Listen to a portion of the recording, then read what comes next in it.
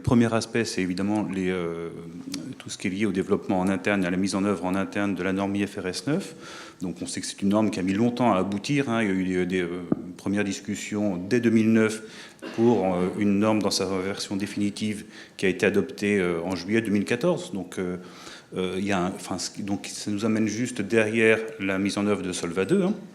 Et parallèlement, juste avant, en même temps, une nouvelle norme sur les passifs d'assurance, qui est IFRS 17, qui serait applicable à partir de 2021. Donc il y a un ensemble de coûts qui sont liés à la mise en œuvre de cette norme significatif. Autre chose dont on a beaucoup parlé, c'est la volatilité qui est induite dans le PNL par le fait de ne plus reconnaître les variations de juste valeur d'un certain nombre d'actifs, enfin ceux qui ne sont pas éligibles aux critères de SPPI, qui n'est pas SPAM, de reconnaître donc ces variations de juste valeur non plus par capitaux propres, mais par le résultat.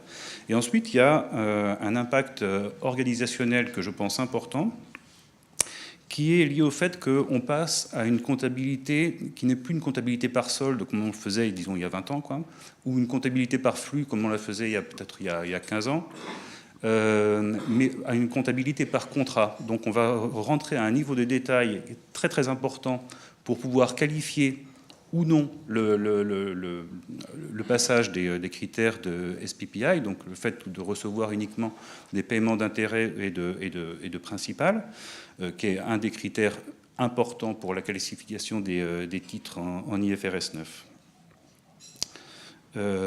Donc évidemment, toute cette donnée élémentaire qu'il va falloir stocker, qu'il va falloir suivre pour l'évoluer, induit des changements d'organisation IT importants.